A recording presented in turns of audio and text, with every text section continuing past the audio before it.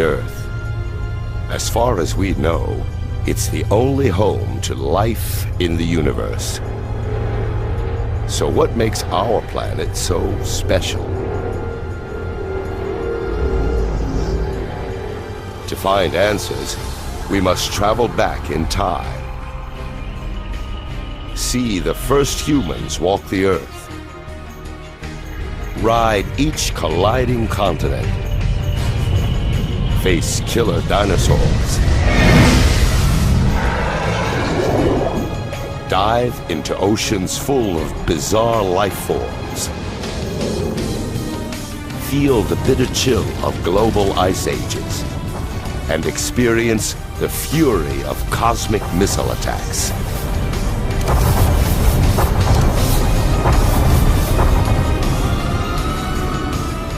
By traveling back in time, we can piece together our planet's incredible story and discover why all of this and all of us are here.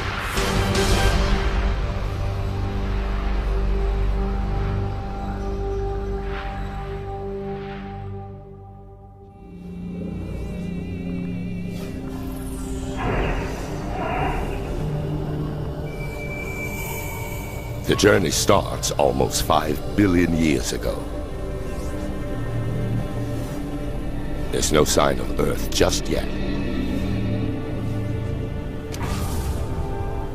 Only the sun, a newborn star surrounded by dust.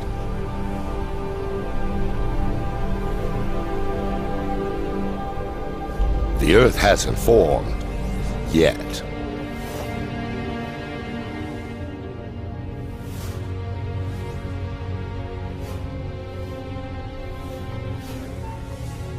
But through time, gravity pulls the dust into tiny rocks.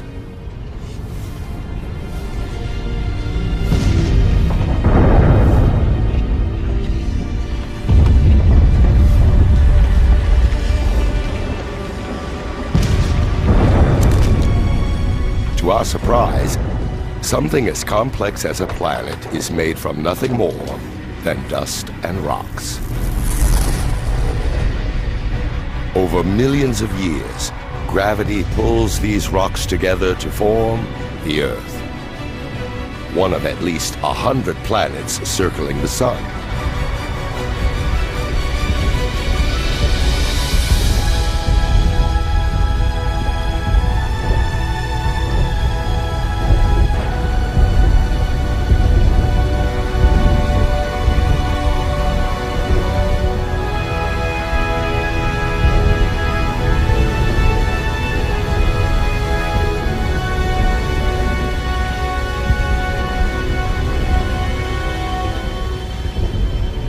But 4.5 billion years ago, Earth looks more like hell than home.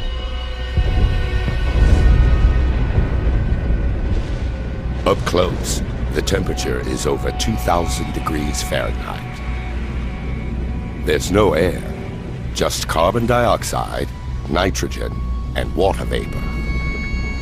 It's so hot and toxic that if we got any closer, we'd be incinerated and suffocated in seconds.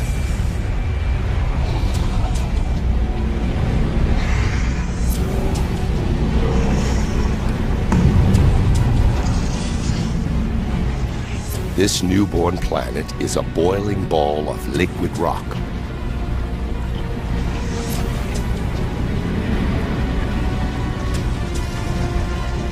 An endless ocean of lava.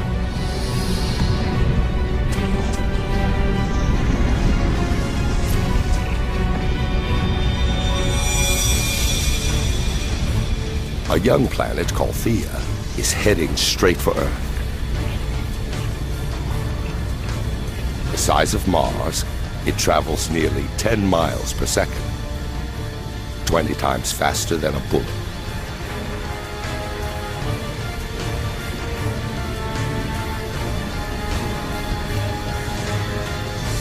The intruder's gravity distorts the Earth's surface.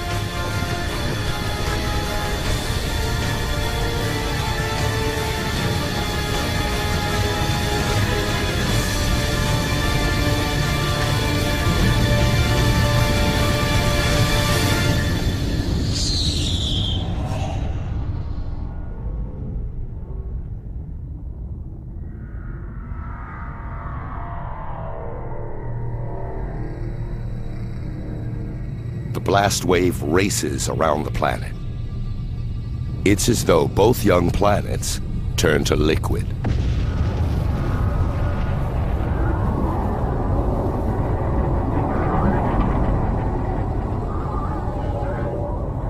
Trillions of tons of debris blast out into space.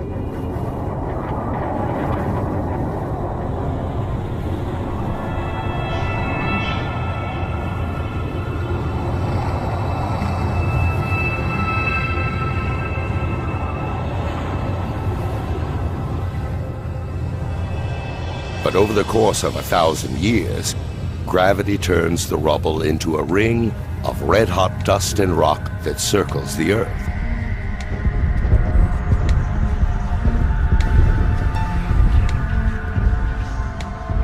From this ring, a ball forms, over 2,000 miles wide.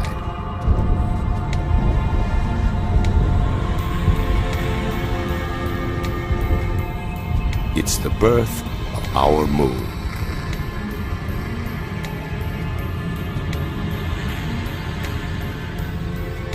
But it's much closer than the moon today.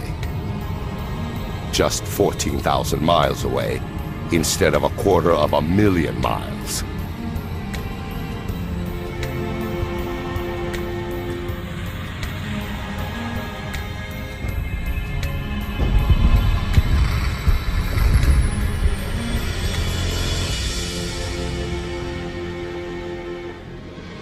The sun rises over a cooling Earth and sets just 3 hours later. The Earth is spinning so fast that an entire day lasts 6 hours. The days may pass quickly, but the Earth changes slowly. To understand the making of our planet, we need to fast forward through millions of years.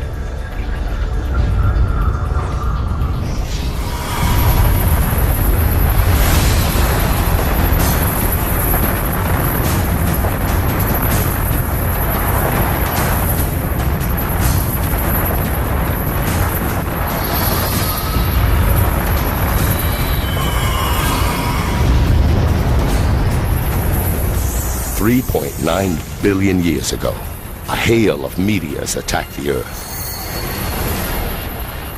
It's debris left over from the solar system's formation.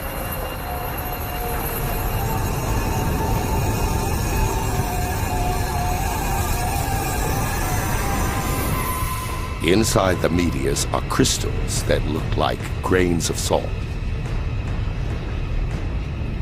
And inside the crystals are minute droplets of water.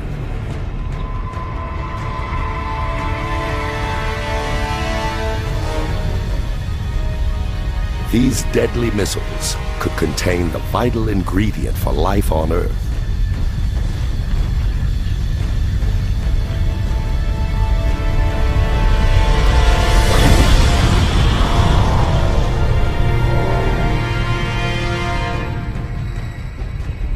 Only a small amount of water exists inside each meteorite.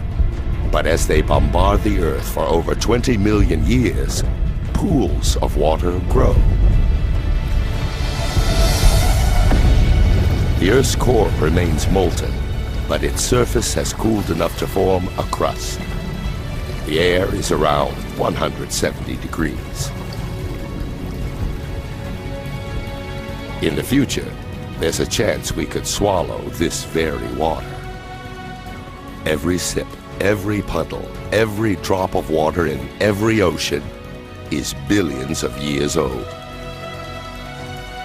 And it may have traveled millions of miles to reach us, carried inside a meteor.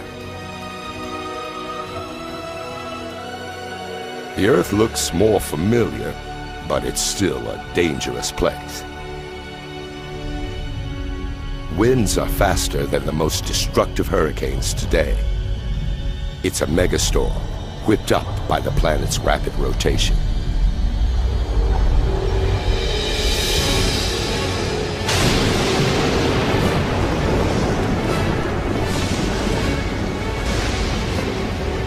The moon is so close to Earth that its gravity is overwhelmed, creating huge tides that race across the planet's surface.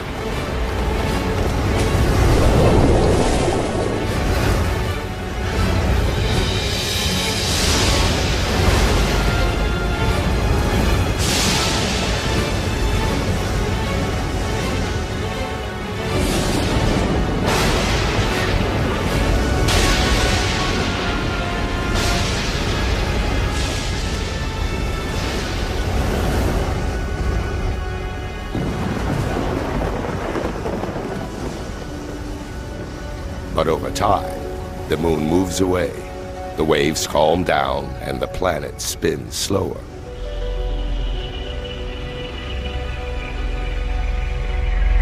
"700 million years after the planet's birth, life-giving water covers its surface. And scattered throughout are tiny islands.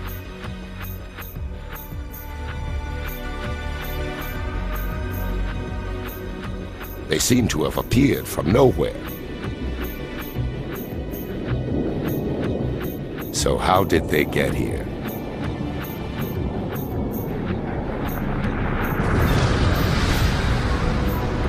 Molten rock bursts through the Earth's crust and rises up through the ocean. Over time, the lava cools, forming a volcanic island.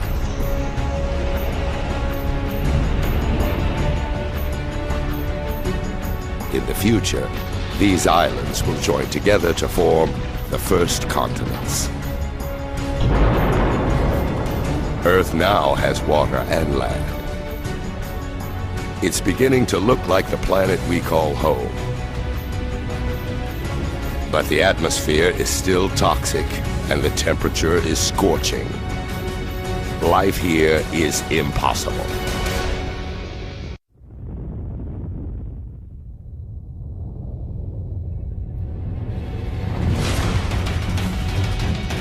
Since the planet's formation, meteors have been pummeling Earth.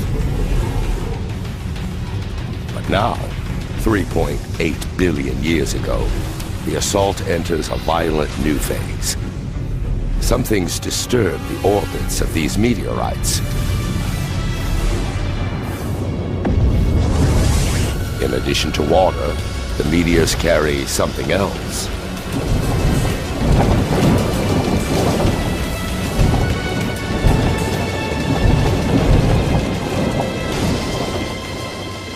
As they dissolve, the meteorites release minerals.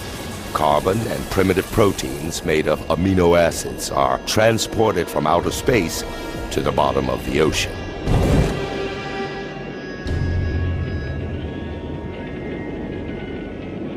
Thousands of feet below the waves, it is dark and close to freezing.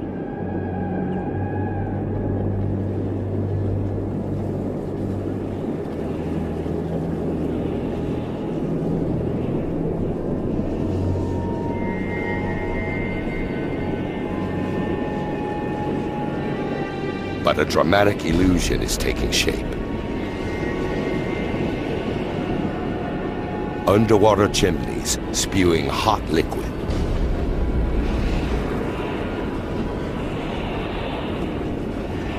Seawater seeps down into the Earth through cracks in the crust, collecting minerals and gases along the way. This potent mixture is released back out into the ocean, building these towers.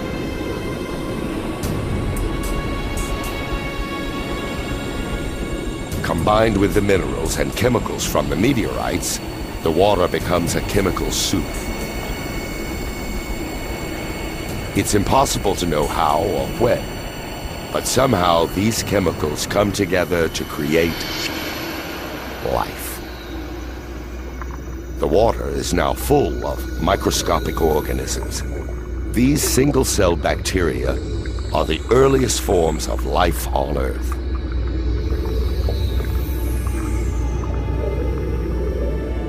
This is a defining moment in the making of the planet. microscopic life is underway.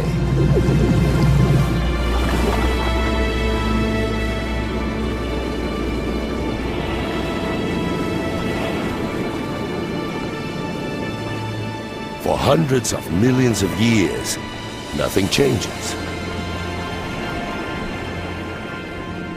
The only life is single-celled bacteria.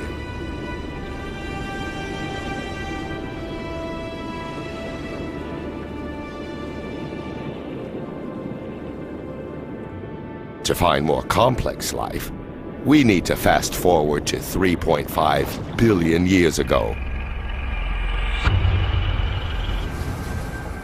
And a shallow ocean.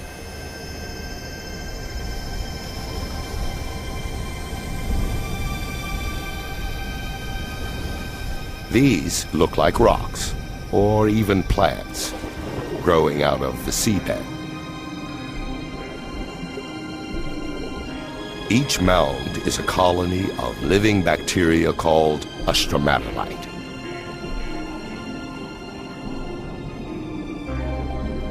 These bacteria turn sunlight into food, a process called photosynthesis. It uses the power of sunlight to transform carbon dioxide and water into glucose, a simple form of sugar.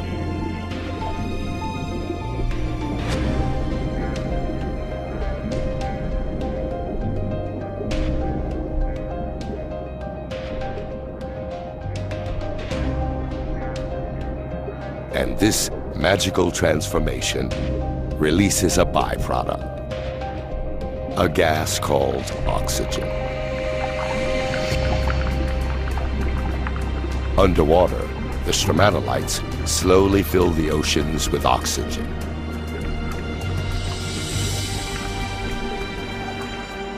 The oxygen then turns traces of iron into rust, which fall to the ocean floor to form deposits of iron-rich rock. It's this mineral that will one day be used to build bridges, ships, and skyscrapers.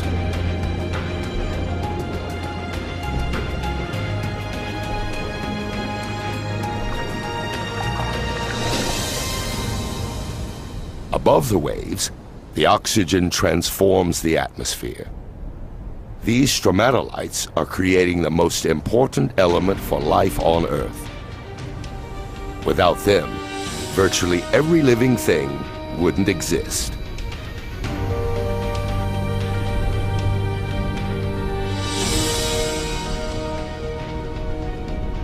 Over the next 2 billion years, oxygen levels continue to rise. And as the planet's spin slows, the days get longer, lasting at least 16 hours.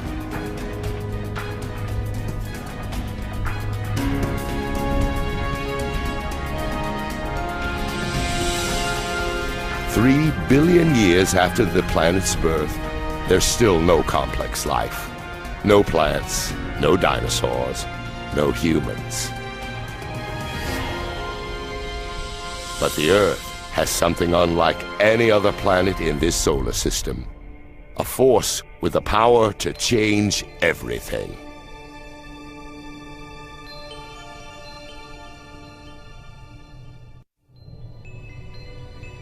"1.5 billion years ago, the Earth is a beautiful blue ball, dotted with volcanic islands. Over millions of years, a mysterious force rearranges these islands.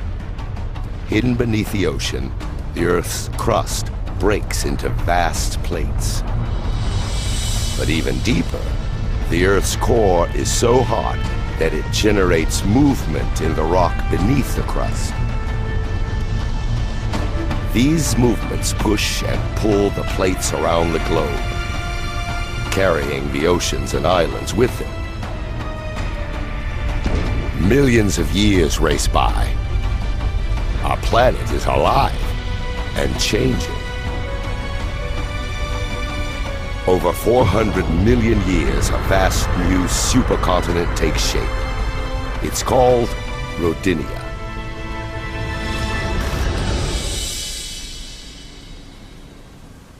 In the shallow waters surrounding Rodinia, stromatolites work their magic for more than 2 billion years, pumping oxygen into the atmosphere. The temperature is 85 degrees, and the days are 18 hours long.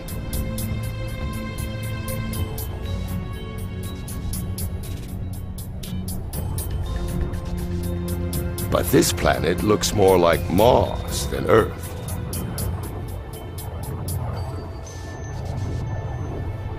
To find life, we must fast forward through time.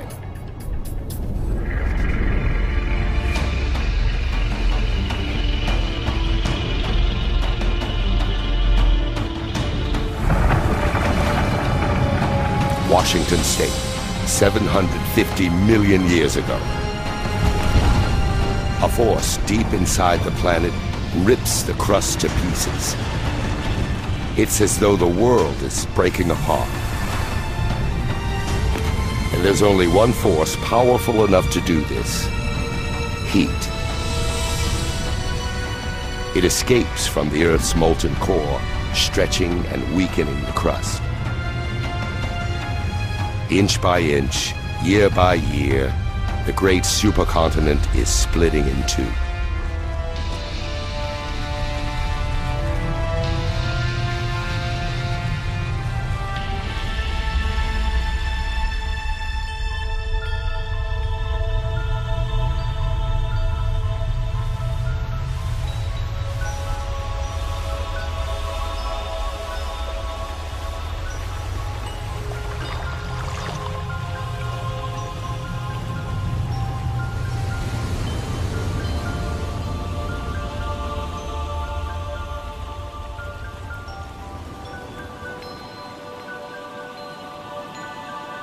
The intense geological activity spawns a mass of volcanoes. They pump carbon dioxide into the atmosphere.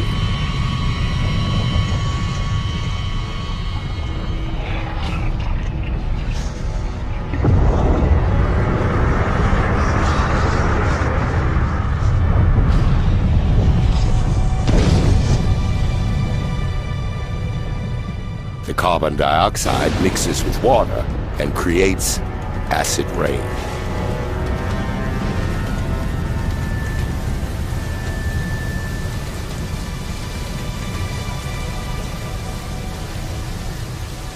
When the continent tore apart, many rocks were exposed. These rocks absorb the acid rain, including its carbon dioxide. Vast quantities of CO2 are absorbed out of the atmosphere.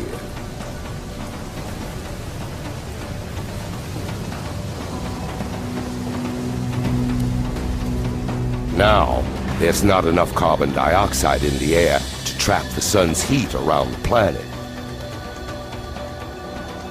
In just a few thousand years, the temperature plummets to around -60 degrees. This frozen wasteland is southern Australia, 650 million years ago. It's the start of what some scientists call Snowball Earth, a period they believe to be the longest, coldest ice age ever to grip the planet.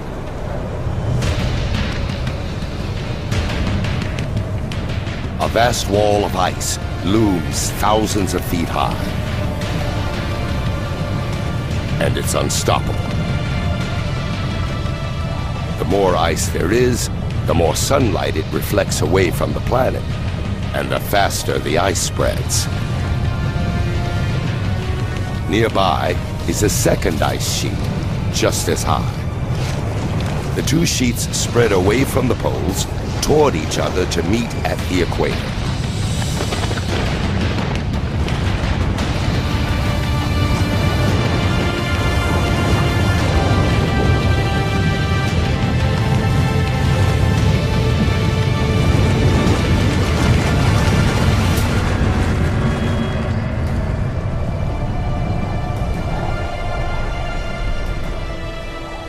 Now, an ice sheet up to 10,000 feet thick covers the entire planet. Earth first began as a molten ball of fire. Now it's a frozen ball of ice. Virtually all the sun's light and warmth reflects back into space.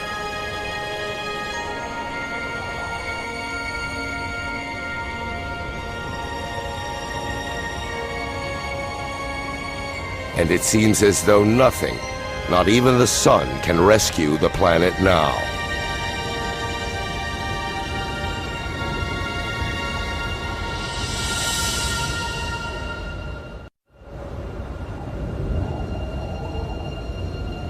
$650 million years ago, ice entombs the planet. For 15 million years, the Earth is a vast frozen snowball. But it can't last forever. Something must release the Earth from this frozen prison. And when it does, who knows whether life has survived beneath the ice? The surface is frozen, but the core is still hotter than the sun's surface.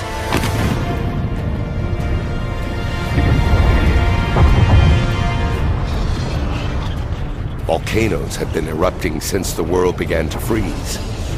But up until now, even their heat and power made no impact on the ice. Volcanoes pump out billions of tons of carbon dioxide. Before the Big Freeze, the Earth's rocks absorbed most of the CO2. But now, with the rocks smothered in ice, there's nothing to absorb the gas, so it fills the atmosphere.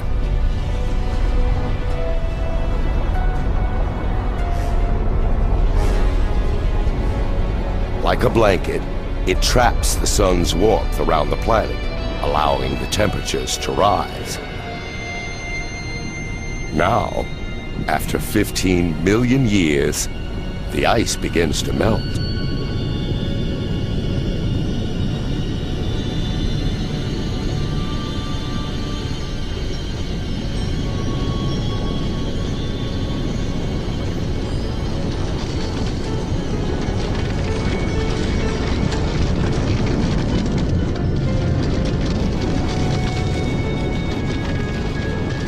It's thought that during Snowball Earth, the ice pushed the crust down.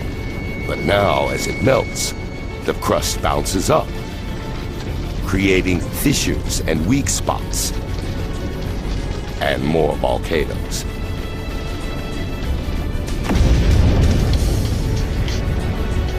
The volcanoes release more carbon dioxide and push the temperature up even higher.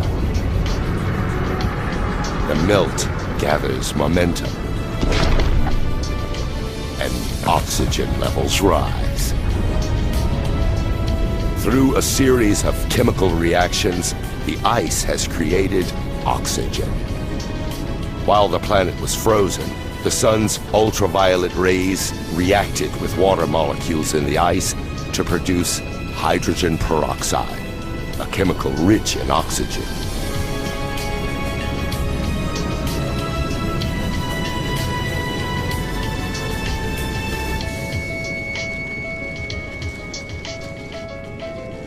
Now, as the ice melts, the hydrogen peroxide breaks down and releases massive amounts of oxygen.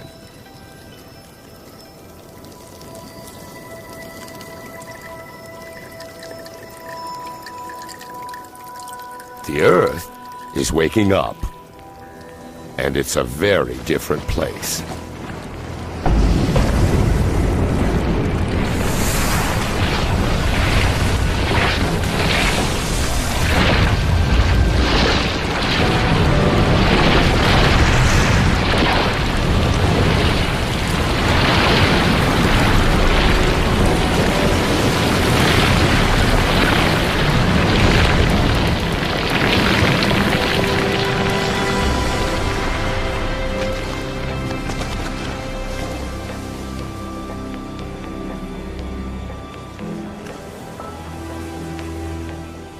600 million years ago, the atmosphere is warmer, like a summer day.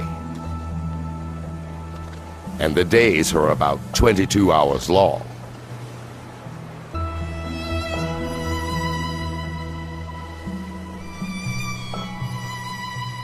Add all this water, and it's the perfect recipe for life.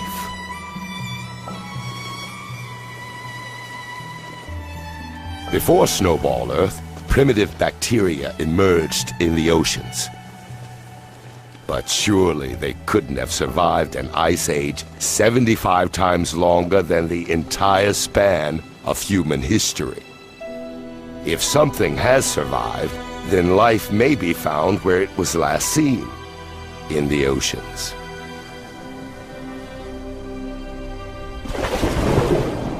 Now, 540 million years ago, in an ocean full of oxygen, those primitive bacteria have evolved. A handful must have clung on through the big freeze. There are plants scattered on the seafloor.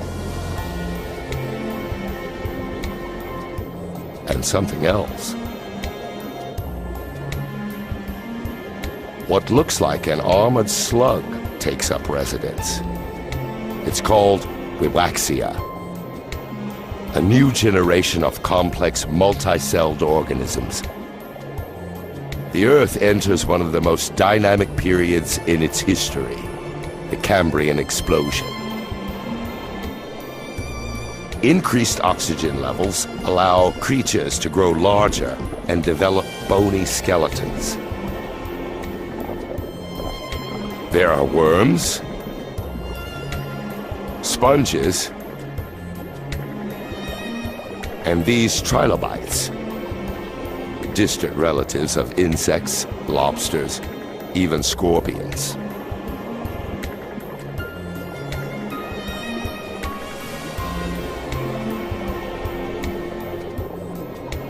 Life in the oceans blossoms. From microscopic bacteria to monsters.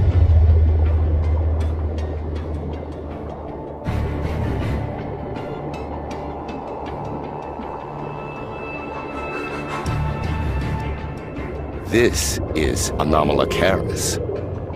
Nearly 2 feet long. It has large eyes, razor-sharp teeth, and grasping limbs.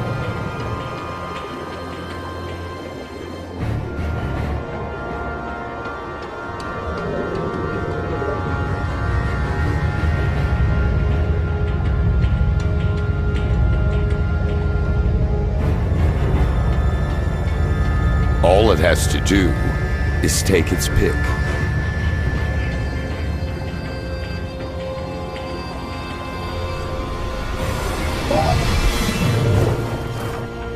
The trilobite can't right itself. Its soft belly is exposed.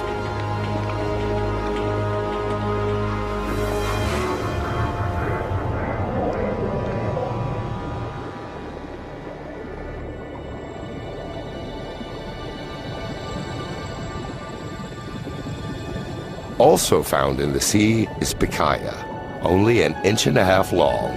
They may be the first organism with a spine.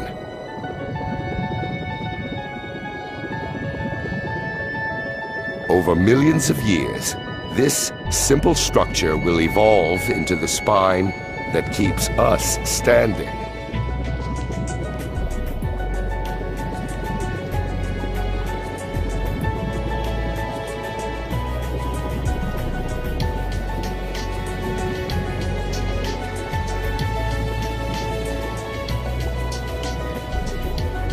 Expecting to find life in ruins, the oceans are in fact full of life.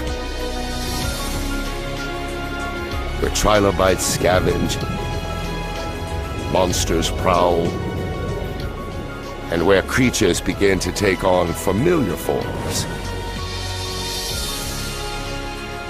Beneath the waves, there are already tens of thousands of plant and animal species. The advance of life seems unstoppable.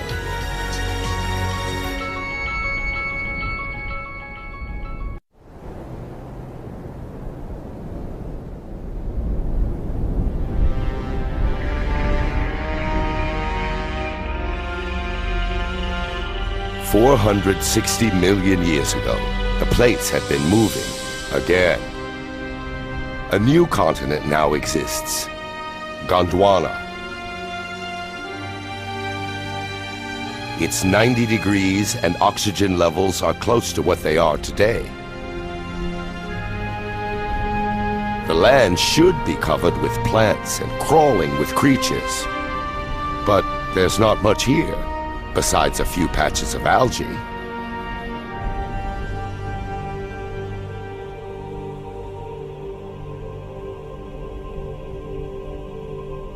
There's only one explanation.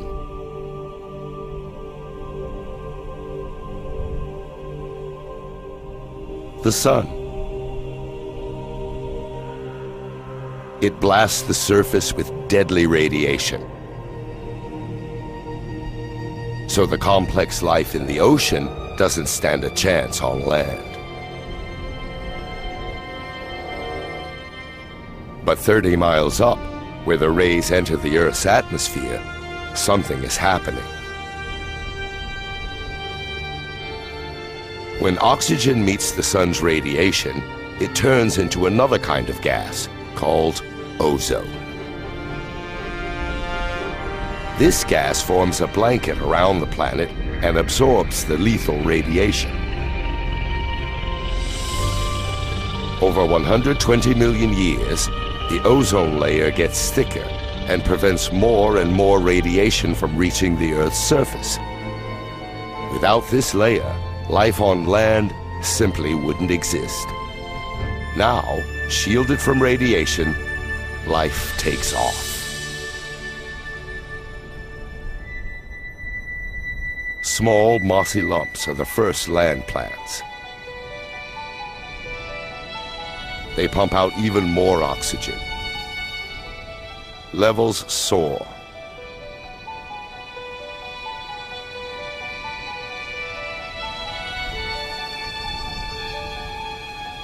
$375 million years ago, a new species lives in the water.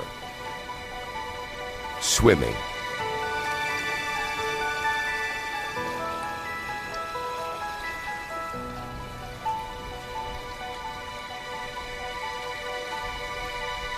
It's a strange fish called Tiktaalik.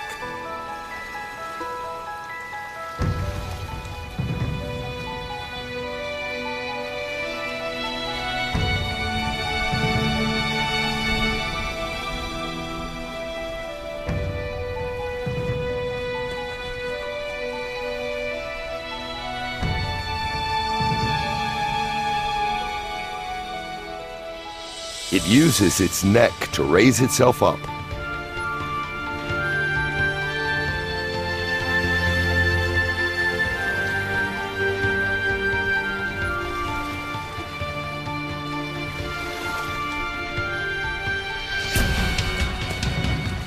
And its fins function as legs, allowing it to move out of the water.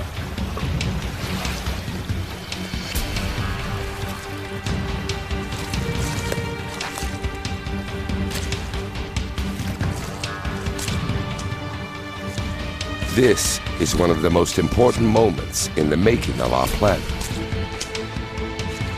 Over 15 million years, creatures like these evolve. They grow stronger limbs and spend more time out of the water, where plant life is exploding. Until 360 million years ago, their relatives, called tetrapods, make the land their home. From tetrapods, four-legged vertebrates evolve into dinosaurs, birds, mammals, and eventually, humans. There are mosses and ferns everywhere, some at least 100 feet tall. A seed is carried by the wind.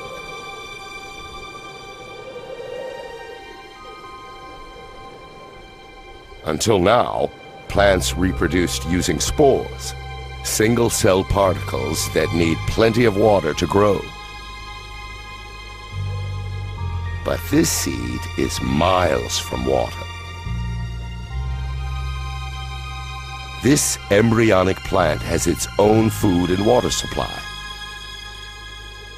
Unlike a spore, this seed can survive far from water for months, even years.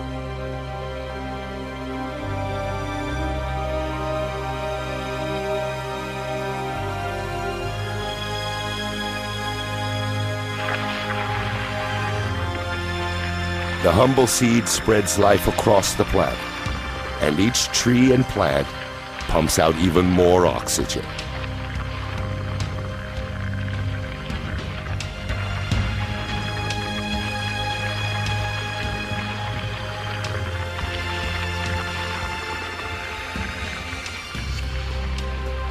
It's an environment very much like today.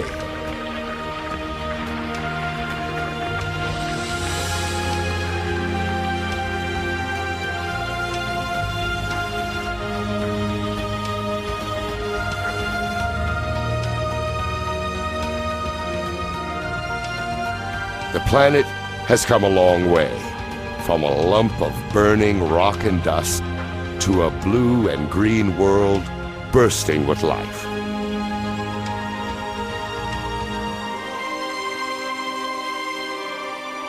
There are now fish, plants, and this.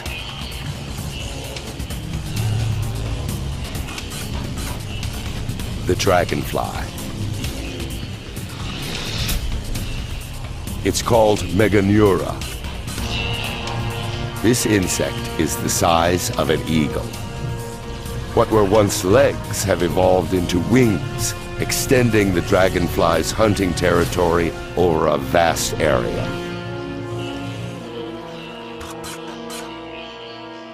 There are also millipedes and spiders down there.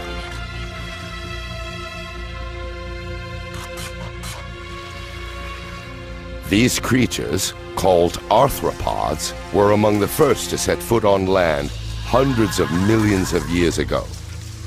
They look almost identical to the bugs that invade our homes today, except for one big difference. Like the Meganeura, they're monsters. It's a world full of giants, where millipedes are 6 feet long, and scorpions are the size of wolves. This is because the oxygen level is much higher than it is today, which allows their respiratory systems to be more efficient, fueling their bodies to grow larger.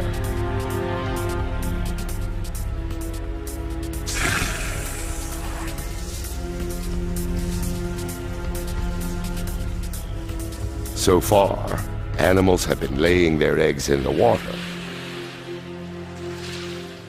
But a lizard-like creature, called the Hylonomus, prefers land. Its eggs contain all the water and nutrients that the developing fetus needs. The babies grow in their own self-contained pond. The egg is a major evolutionary breakthrough, allowing animals to leave the water behind and conquer land.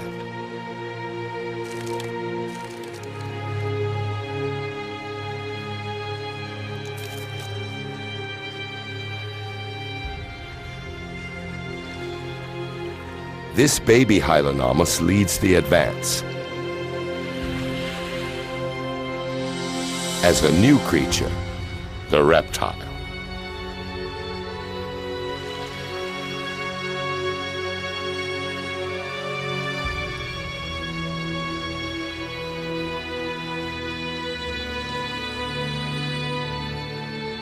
Inevitably, with life comes death.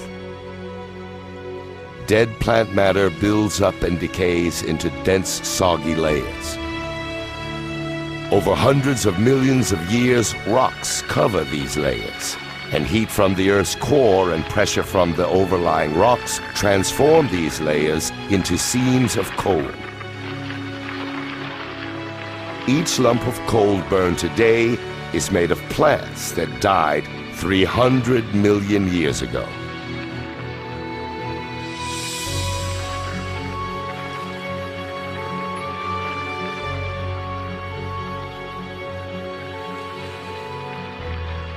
Amidst the decay, hidden from sight, life is stirring. Soon, seeds will germinate, plants will grow, and this wasteland will live again. Life seems to have conquered the planet. But will it last?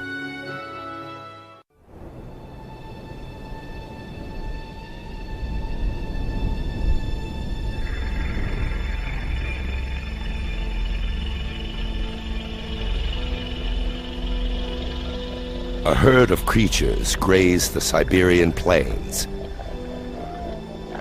And they are big.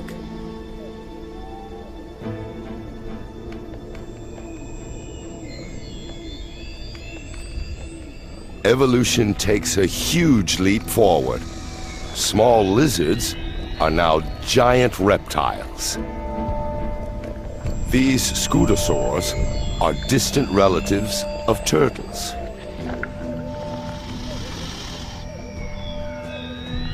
If these plant eaters look tough, the carnivores must be seriously mean.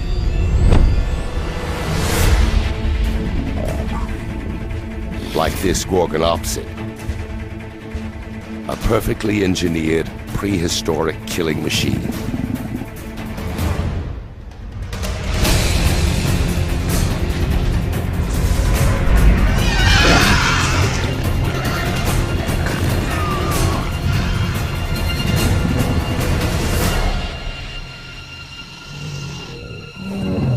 The Gorgonopsid's saber teeth wound the scutosaur.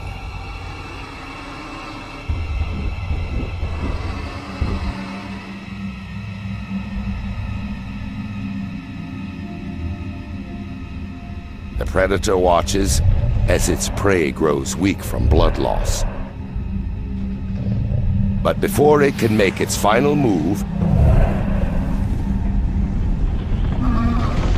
something strange happens. The ground gets hot.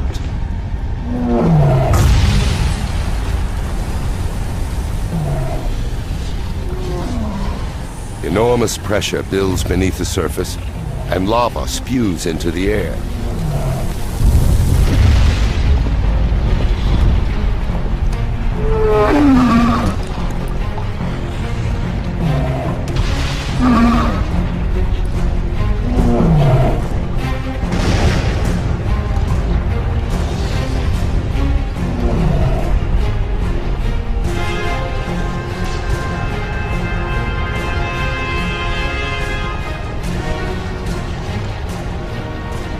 But the lava isn't from one single volcano. The entire landscape is erupting. It's a flood basalt eruption. A massive plume of mantle rises up from deep inside the Earth and pushes molten rock out through fissures in the Earth's crust.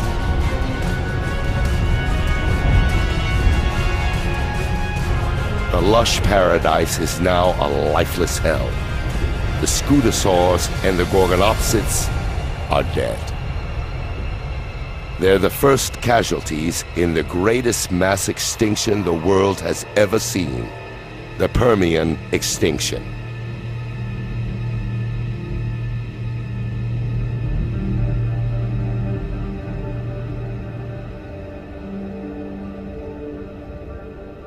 On the other side of the continent Gondwana, nothing's changed. Yet.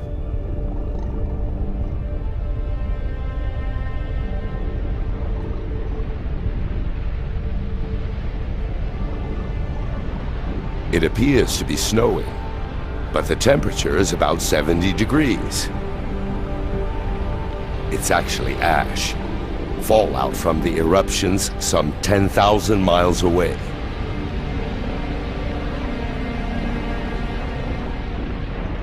The ash burns and suffocates the animals, killing them around the world.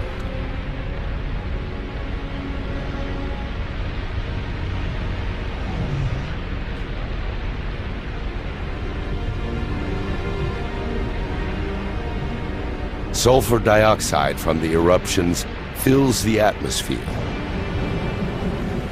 As it rains, the gas turns to sulfuric acid and burns everything it falls on.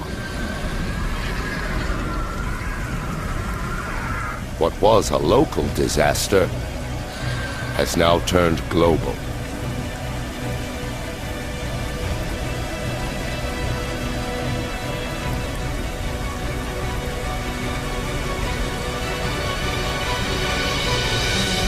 The Siberian eruptions increase the Earth's carbon dioxide levels. The atmosphere gets hotter. Water evaporates. And vegetation dies.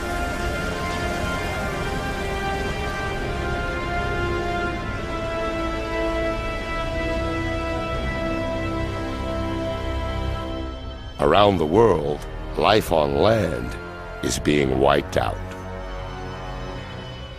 And life in the oceans has also been compromised.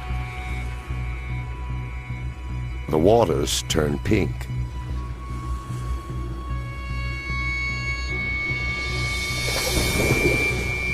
Plants, trilobites, and predators disappear.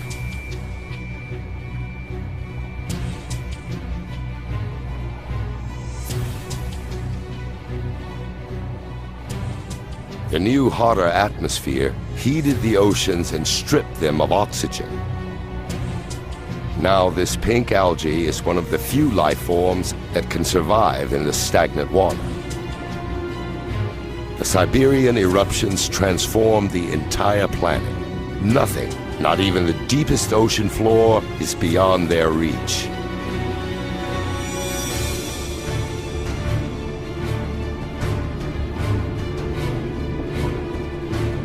Bubbles of methane gas escape from beneath the seabed.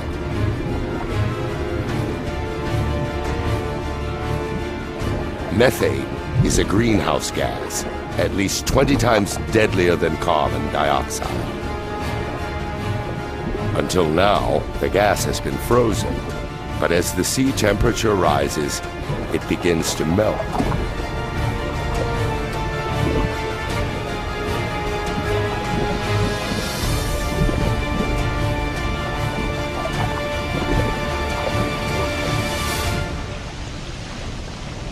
Released into the atmosphere, this powerful gas pushes up temperatures even further.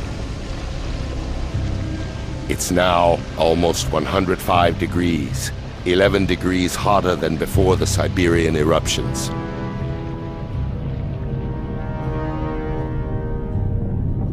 Creatures that survive the initial destruction now face a new and deadly environment.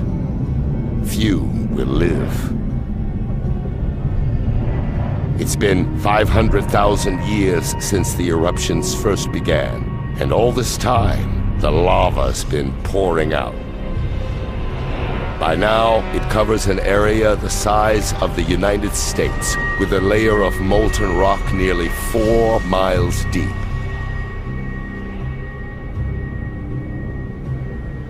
"95% of the species are gone. A few survive by eating anything they can find and living in burrows underground.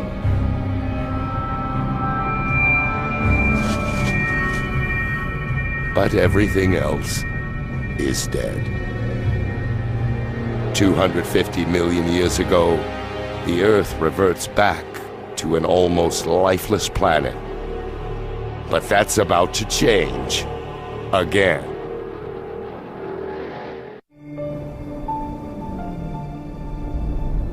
It's been 50 million years since virtually all life on Earth was wiped out. And the planet has been transformed. It's now 200 million years ago, and just one supercontinent, Pangaea, stretches from pole to pole.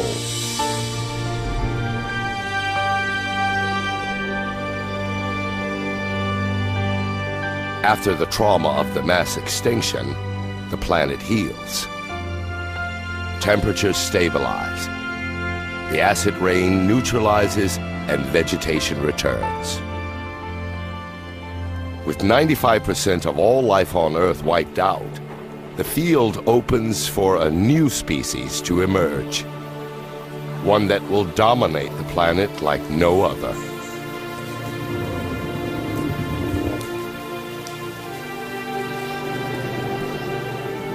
The dinosaurs. These are called Ammosaurs. Like all dinos, they evolved from the reptiles that survived the Permian extinction. At 15 feet tall, their size makes them slow and vulnerable.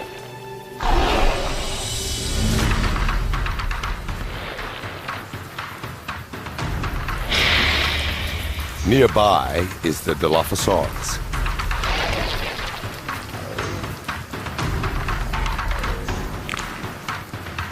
It's small and fast.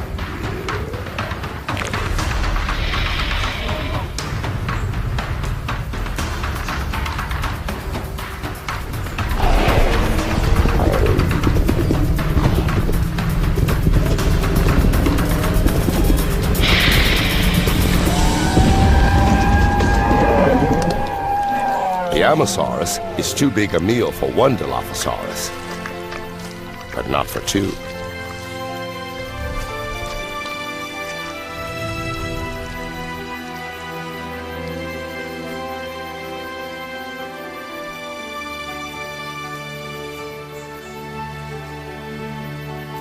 The dinosaurs have repopulated the Earth, but no species can tame this restless, volatile planet.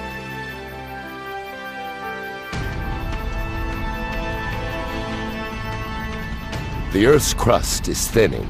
It's releasing lava and shaking with earthquakes, as if being stretched by some unseen force.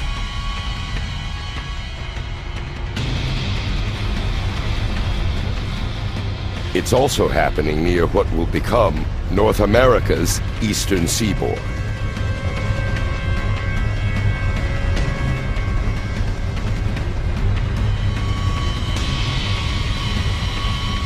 The Earth's plates are on the move again. 190 million years ago, the great supercontinent of Pangaea tears apart.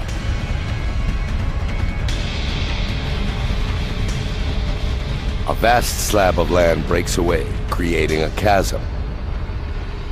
It fills with a new ocean called the Tethys, over what will one day be the Middle East.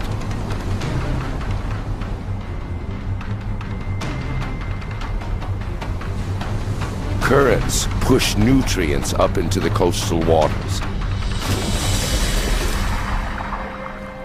And the nutrients attract fish in the millions.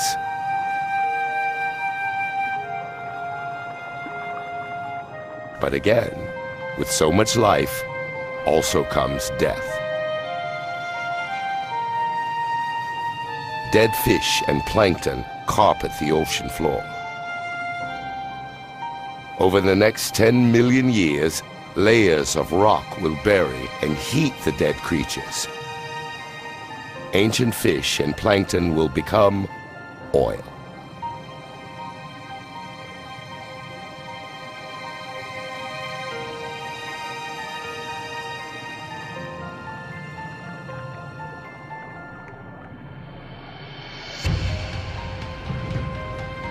Every gallon of gas in our cars, every piece of plastic on the planet, the paint on our walls, the carpet under our feet, even the soap we wash with, almost all originated in this way.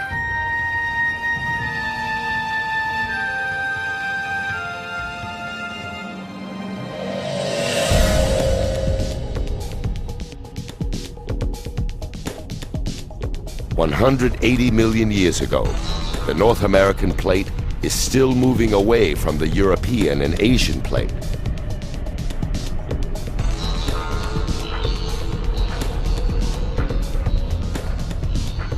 It's shifting about 1 inch each year, the same speed at which our fingernails grow. But fast forward 35 million years, and a new ocean forms, as well as new continents. The United States breaks away from Africa. The world as we know it takes shape. The chasm between the two continents fills, creating the Atlantic Ocean.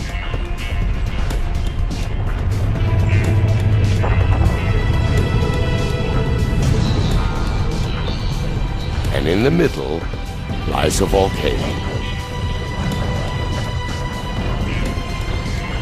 Like before, currents deep beneath the Earth's crust move the plates again.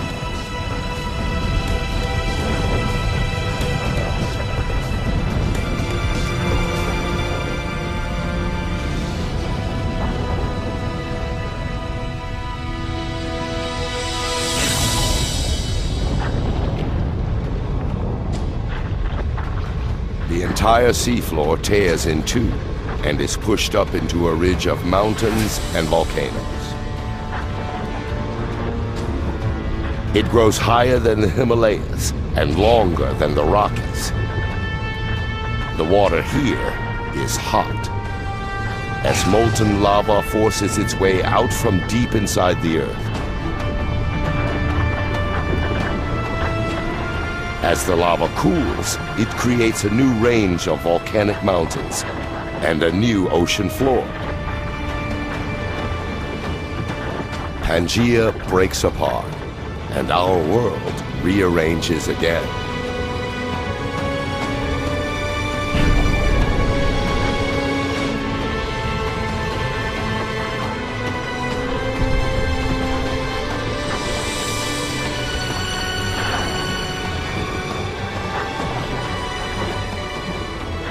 It's this geological activity that makes the Earth restless, creative, and unique. And every time the planet reinvents itself, its inhabitants adapt and evolve.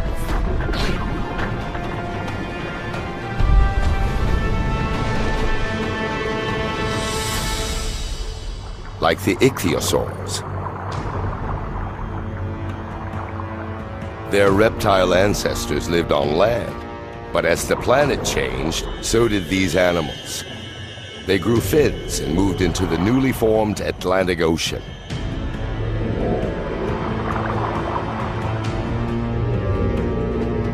This one is 20 feet long and can travel at a quick 25 miles an hour.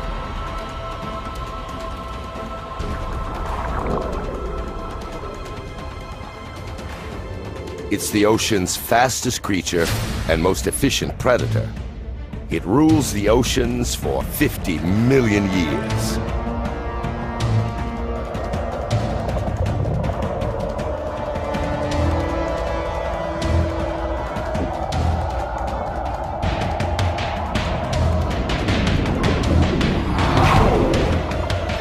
But now, there's a new contender.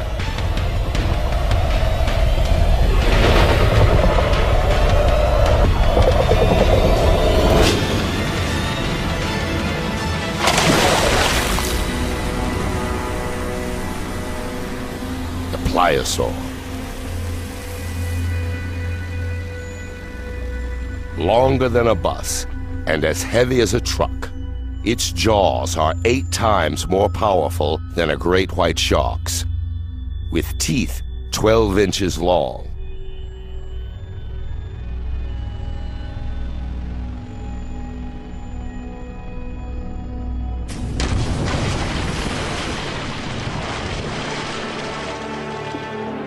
The Earth and its inhabitants have changed beyond recognition. This was once solid ground. Now it's the Atlantic Ocean. The very spot where Amosaurs grazed and Dilophosaurs stalk their prey. The dinosaurs' world may be different, but they're as dominant as ever. They appear invincible.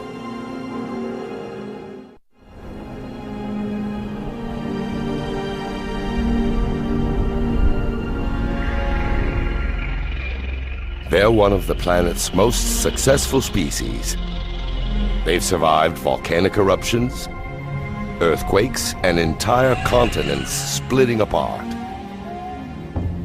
The dinosaurs have thrived for 165 million years.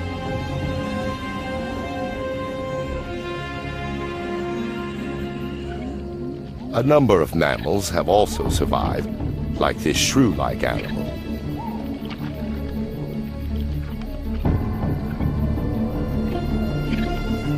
They're prey to the dinosaurs, so they live in trees or underground and venture out only at night. Mammals pose no threat to the dinosaurs.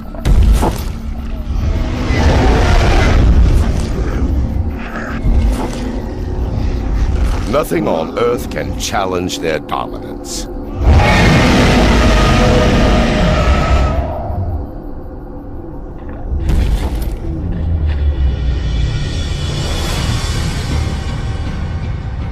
Nothing on Earth.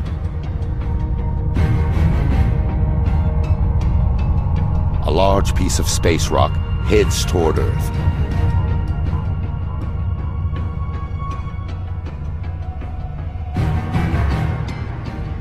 This asteroid is at least 6 miles across and traveling over 40,000 miles an hour. It's bigger than Mount Everest.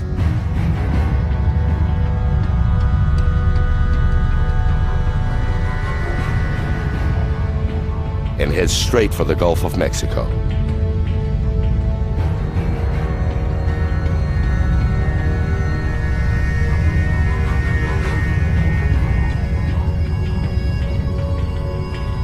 It travels so fast that its impact would be missed in a blink of an eye.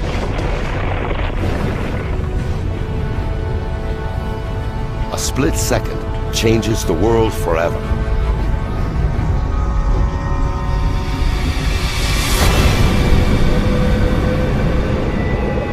At impact, the asteroid's back edge stands at 35,000 feet.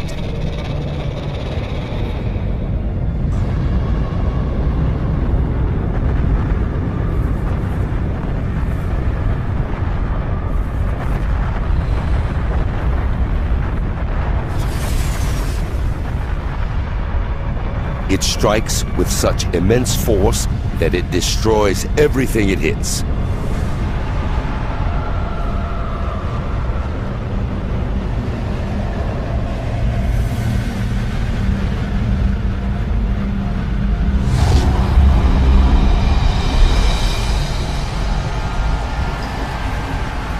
The asteroid itself instantly vaporizes.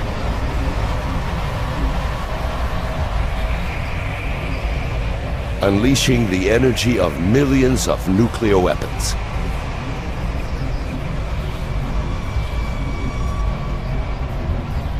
Nowhere is safe, with debris flying everywhere.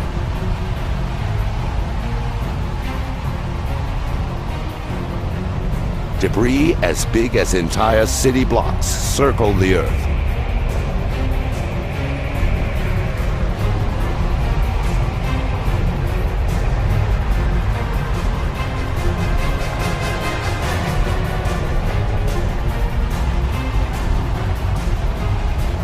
The blast wave races out from the impact zone like shrapnel from an exploding bomb.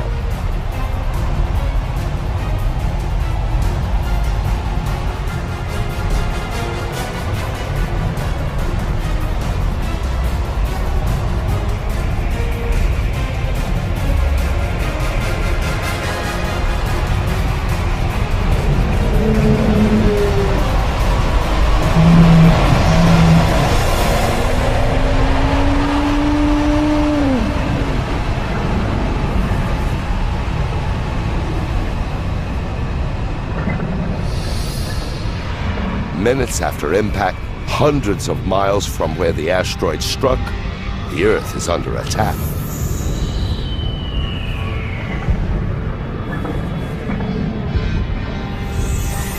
Boulders rain down.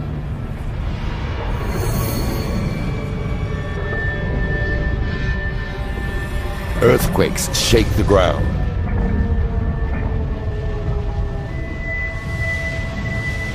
And tsunamis batter the coasts.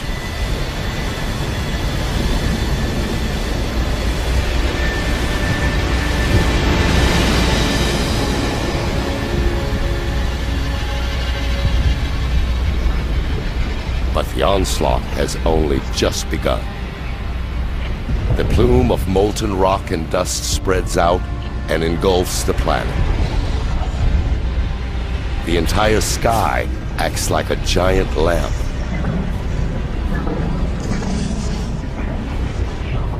Heating the Earth's surface to over 500 degrees. Vegetation spontaneously ignites.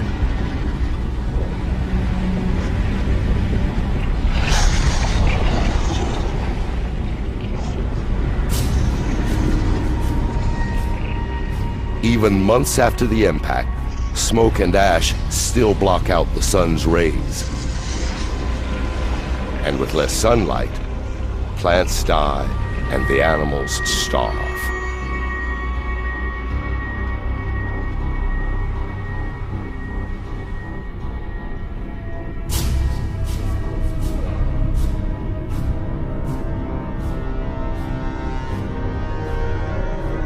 "65 million years ago, the impact has blasted, stoned, and burnt the dinosaurs.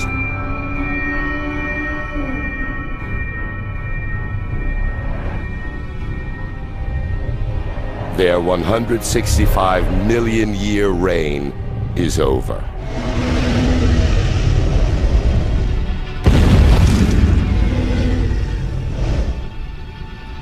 But the dinosaurs' demise brings opportunity for another species. A mammal. By living underground, mammals have avoided the heat and fires. And by eating anything, they thrive while more selective eaters die.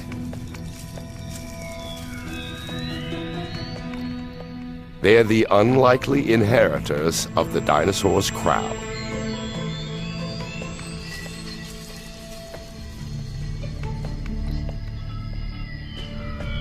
And as one story ends, another begins. With the dinosaurs out of the way, our ancestors may now have a chance at life.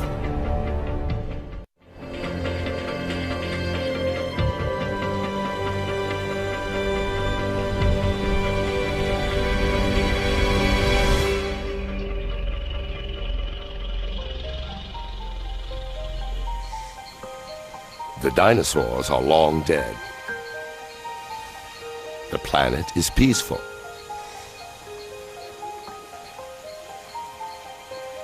In this new world, our mammal ancestors are evolving.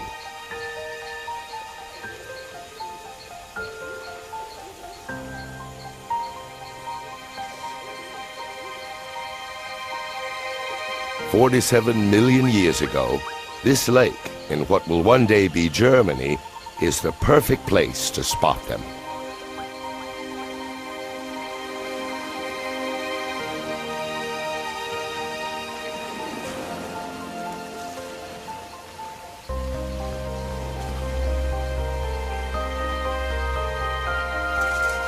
Unlike earlier mammals, its eyes and brain are bigger. This is Darwinius massilae, or Ida.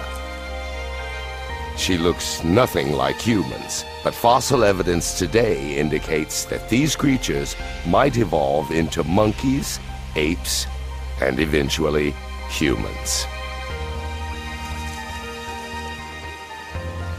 Looking back through 47 million years of evolution might reveal one of our earliest known ancestors. The lake sits on a volcanic crater. It belches out noxious gas that eventually kills Ida.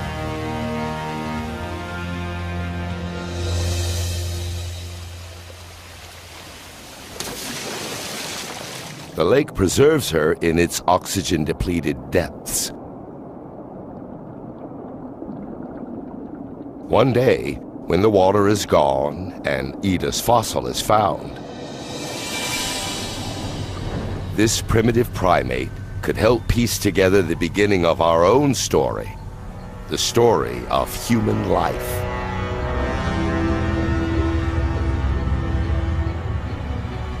We're closer to understanding how everything we've seen, from ocean bacteria through walking fish and subterranean rodents, leads to us. And to understanding how our planet was made. 47 million years ago, the atmosphere is much like today.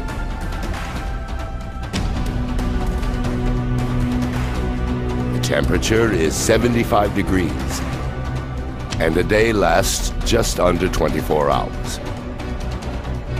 The Earth is now almost identical to the planet we call home. Almost.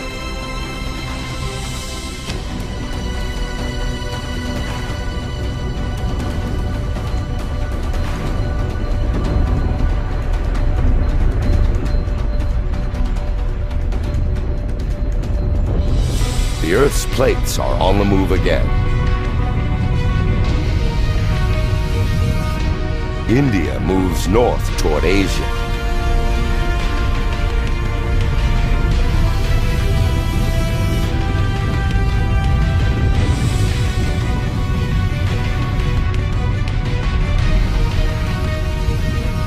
The Indian and Asian plates are locked in a titanic struggle.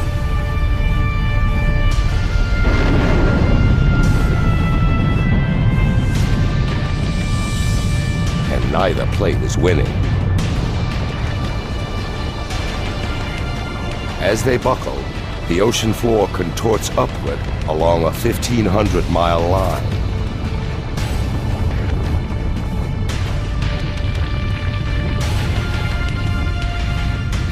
A vast mountain range rises up over 27,000 feet.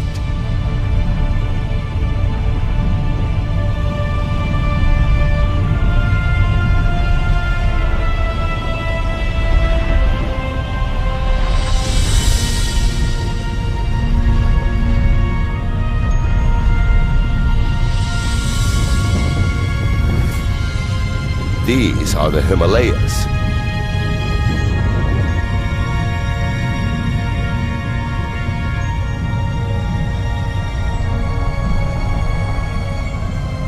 And the highest mountain of all, Mount Everest.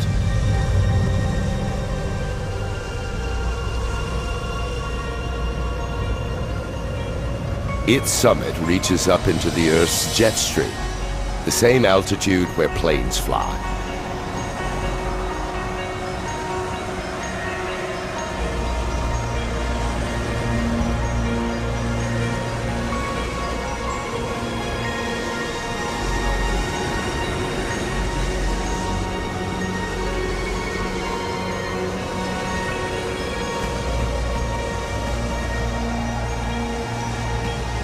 When the snow on the peaks melts, it feeds rivers like the Ganges, Indus, Yellow, and Yangtze.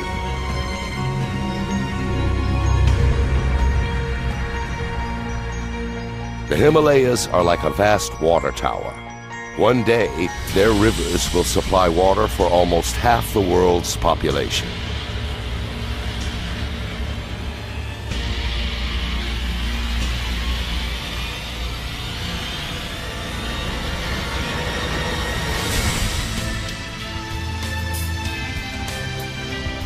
"20 million years ago, this is our planet.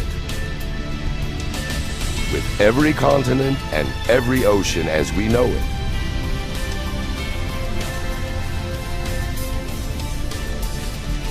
Except one thing is still missing: the human race.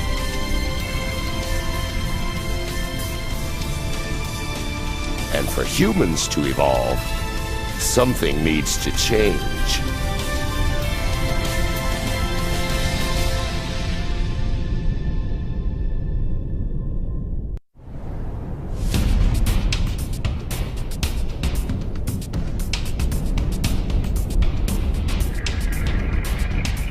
Along the African coast, a great rift opens up.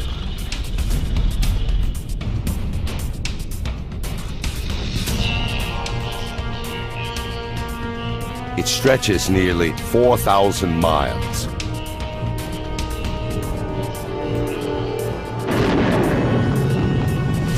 With mountains growing along its edge.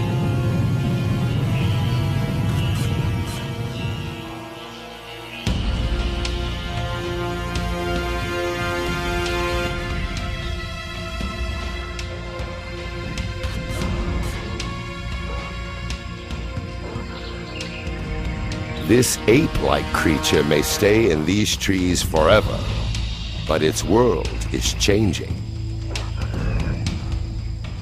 The growing mountains act like a wall, prohibiting moisture from the Indian Ocean from passing over the land. It's getting hotter and drier. The lush rainforest becomes an arid savanna. The new, hotter climate changes the creatures' habitat, forcing them to search further for food. Soon, they stop dragging their knuckles like apes and begin to stand and walk on 2 feet. It's the most important step in the human story.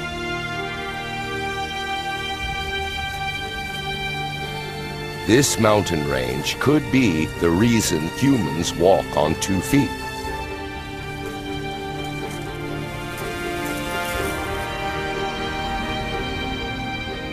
The random movement of 2 plates may have kick-started a chain of events that leads to the first humans.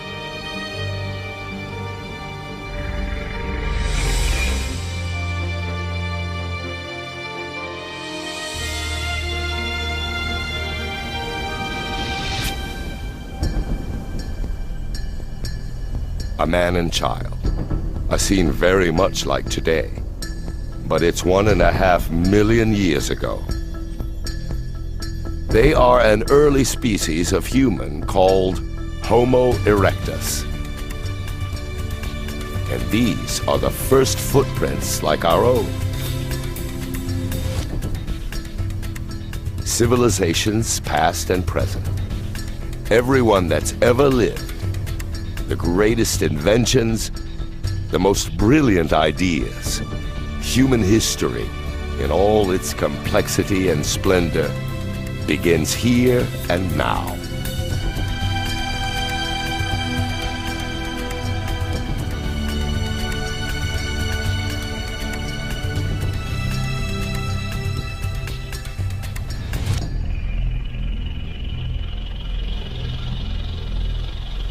The climate changes again.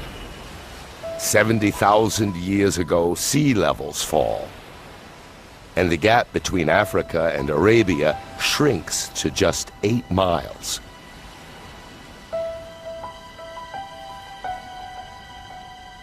The Red Sea is now narrow and shallow enough for a small group to cross out of Africa. They're another later species of human called Homo sapiens.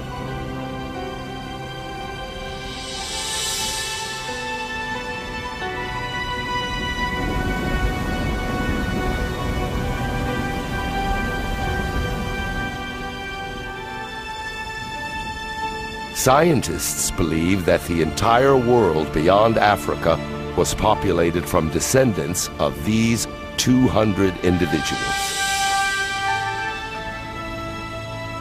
Over time, our ancestors multiplied and spread out, to India.